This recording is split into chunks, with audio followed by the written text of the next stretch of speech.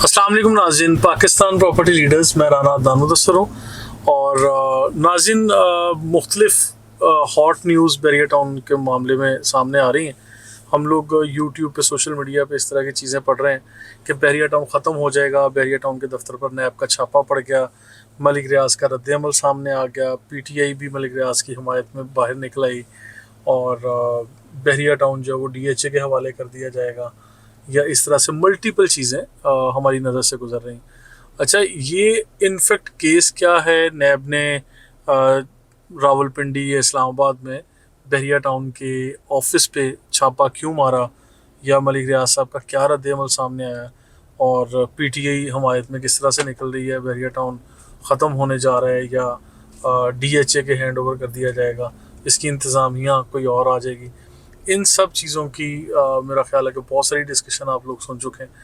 मैं इस वीडियो में इन सारी चीज़ों को एक तरफ रखते हुए हमारे कस्टमर्स को करना क्या चाहिए, उनके लिए कुछ एडवाइस करने जा रहा हूँ। और वो एडवाइस मैं ओबियसली अपने उन रेगुलर देखने वालों को, सुनने वालों को ये पैगाम देना चाह रहा हूँ जो लोग आज ड्यू टू द सर्कमस्टांसेस आज परेशान हैं। और मैं समझता हूँ कि इस टाइम फ्रेम पे मेरी तरफ से एक मैसेज कन्वे होना मेरे नाज़रीन को ज़रूरी है। अच्छा देखिए, मैं यहाँ पे मुख्तलिफ ज़रा तरीके से सोच रहा हूँ। मैं यहाँ पे जो चीज़ फ़ील कर रहा हूँ पब्लिक के फ़ीडबैक के ज़ेरे, ये जो आ रहा है सामने, फ़ीडबैक आ रहा है कस्टमर्स का, पब्लिक का, इसमें 3 तरह के माइंड सेट के लोग मेरी नज़र से गुजरे हैं। सबसे पहला माइंड सेट ये कि देखिए, वीक नर्वस सिस्टम के लोग हैं, और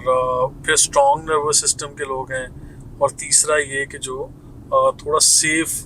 चलना चाह रहे हैं, कि कोई भी स्टेप जल्दबाजी में नहीं लेना चाह रहे, लेकिन महफूज तरीके से चलना चाह रहे हैं। तो इसमें मैं इन तीनों जो मुख्तलिफ 3 टाइप के लोग मैं बात कर रहा हूँ, इन तीनों के बारे में 1 बाय 1 कमेंट करूँगा कि मेरे जो कस्टमर्स या जो लोग यहाँ पर रेगुलर चल रहे हैं उनको मशवरा ये है कि आप लोगों को जल्दबाजी फ़र्स्ट ऑफ ऑल नहीं करनी चाहिए। बैरिया टाउन या मलिक रियाज साहब का केस है, उनको वो केस लड़ने दें, उस पर केस का जवाब देने दें। और ये पहली दफ़ा नहीं हुआ कि नैब का छापा पड़ा है, या पहली दफ़ा नहीं हुआ कि मलिक रियाज साहब जैसे बंदे को परेशान किया जा रहा है। वादा माफ़ गवाह और अलकादर ट्रस्ट और ये सारे केसेस भी आपके सामने हैं। इन सारी चीज़ों के ऊपर मैं अपनी राय इस वक्त दे ही नहीं रहा, उसके लिए अलग वीडियोस रिकॉर्ड कर चुका हूँ, मज़ीद भी करूँगा। लेकिन इस टाइम मुझे आप लोगों को ये कन्वे करना है मैसेज कि इन फैक्ट हमारे जो रिस्पेक्टेबल कस्टमर्स हैं उनको करना क्या चाहिए इस टाइम, एग्जैक्टली उन लोगों को स्टेप कैसे लेना है। देखिए, जो 3 मैंने ऑब्ज़र्व किया कि हमारे कस्टमर फीडबैक से, हमारे कस्टमर डेटाबेस में से जो लोग सामने आ रहे हैं, वो 3 तरह के लोग हैं। सबसे पहले वो जो कह रहे हैं कि बस बैरिया टाउन तो अब बिल्कुल फ्लॉप है, बैरिया टाउन तो बिल्कुल ख़त्म हो रहा है, सब कुछ बेच बाच के यहाँ से निकल जाओ। मैं ये समझता हूँ जो इस तरह की स्टेटमेंट्स दे रहे हैं वो वीक नर्व सिस्टम के मालिक हैं, ठीक है। यानी साइकोलॉजिकली अगर आप लोगों को वीक करने की कोशिश की जा रही थी तो यस, आप वीक हो चुके हैं और आप लोग इस तरह के कमेंट्स कर रहे हैं।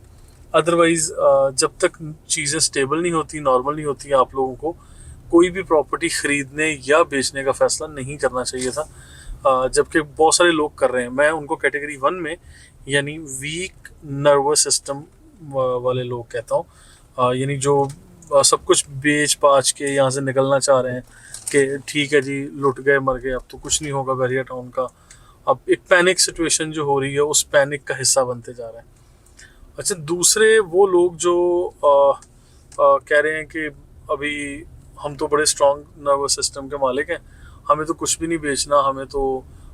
आखिरी कदम तक जो है ना वो देखना है कि यहाँ पे क्या होगा, और हमने तो जो सिचुएशन जो भी हो, जैसी भी हो, हमने तो यहाँ पे कुछ भी नहीं बेचना, हम तो बिल्कुल अपना नॉर्मल तरीके से यहाँ पे बैठेंगे और अपनी चीज़ों को यहीं पे अपनी इन्वेस्टमेंट लेके आएंगे, अपना रहना, खाना पीना, अपना कारोबार, अपनी इन्वेस्टमेंट हर तरह से बैरिया टाउन के साथ ही है, और हमने कोई दूसरा काम नहीं करना। अच्छा, इनको मैंने स्ट्रॉन्ग नर्वस सिस्टम के लोग कह दिया है, लेकिन इसके अंदर भी आप लोगों को जब तक वाइज डिसीजन लेने हैं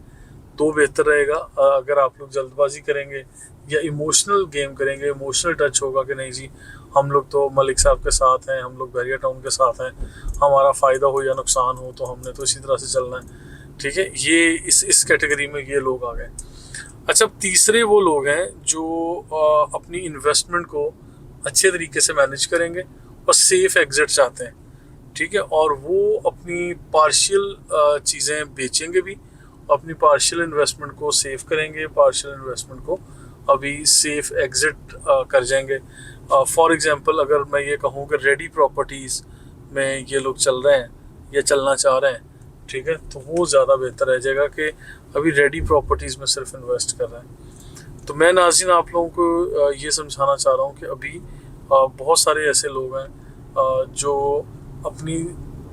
मुख्तलिफ तरह की इन्वेस्टमेंट है बहरिया टाउन में, लेकिन वो स्विचिंग करना चाह रहे हैं, एडजस्टमेंट, मर्जिंग। लेकिन मेरा मशवरा ये है कि आप लोग सिर्फ रेडी प्रॉपर्टीज़ की तरफ फोकस करें और रेडी प्लॉट्स की तरफ भी करें, यानी जो फुली डेवलप्ड चीज़ें हैं, जो फाइल्स हैं, जो भी प्रॉपर्टी आपके हाथ में नहीं है, आइंदा 4-5 साल के प्लानिंग है, उन चीज़ों से अभी ज़रा थोड़ा फॉर द टाइम बीइंग बेशक आप लोगों को अवॉइड करना चाहिए,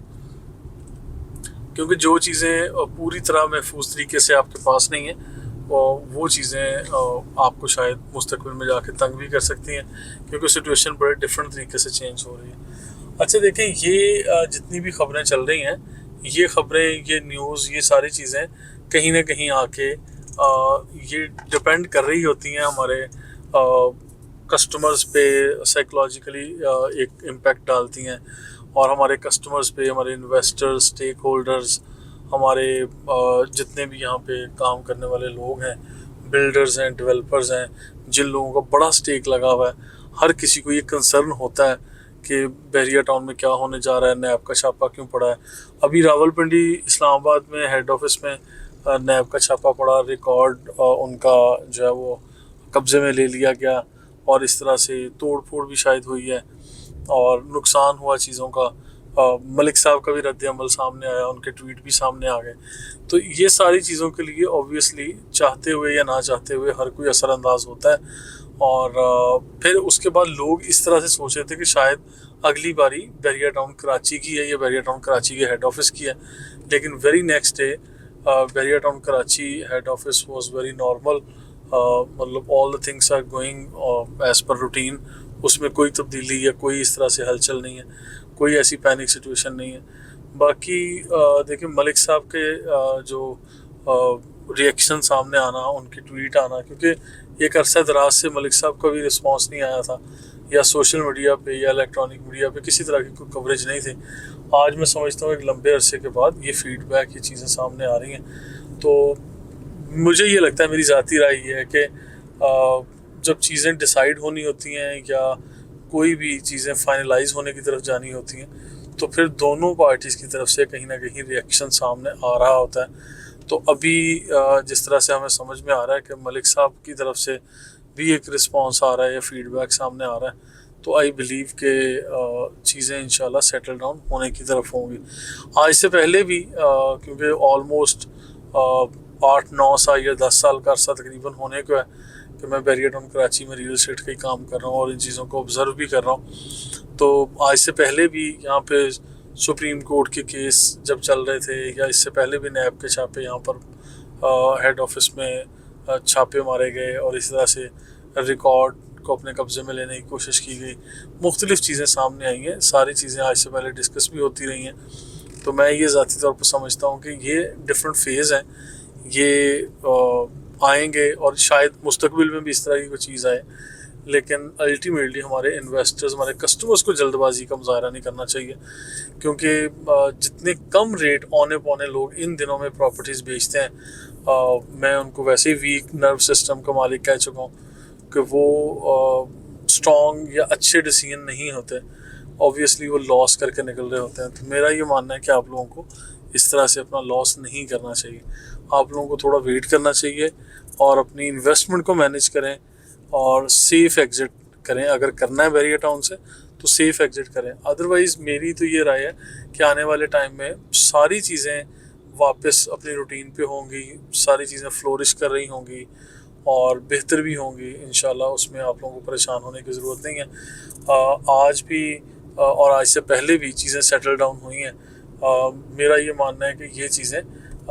किसी एक तरफ लगेंगी, क्योंकि ये पिछले साल, 1.5 साल या 2 सालों से जो मुख्तलिफ ख़बरें सामने आ रही थी, मुख्तलिफ राय सामने आ रही थी, वो शायद नाकाबिले बर्दाश्त हो चुकी थी अब चीज़ें, कि अब बैरियर टाउन ने अपना बड़ा नुकसान किया, बैरियर टाउन ने अपने कस्टमर्स का, अपने इन्वेस्टर, स्टेक होल्डर्स का बड़ा नुकसान किया।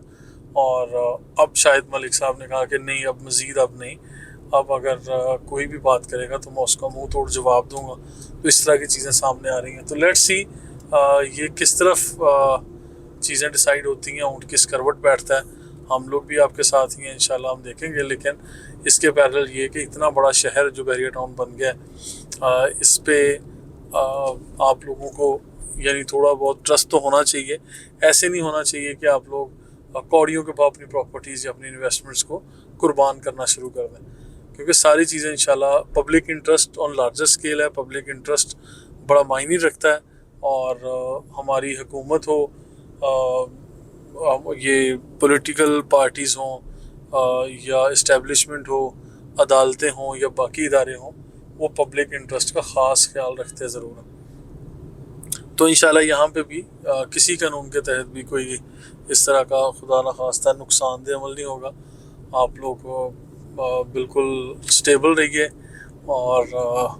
फर्दर इन्फॉर्मेटिव वीडियोस के लिए हमारे साथ रहिएगा। Thank you so much.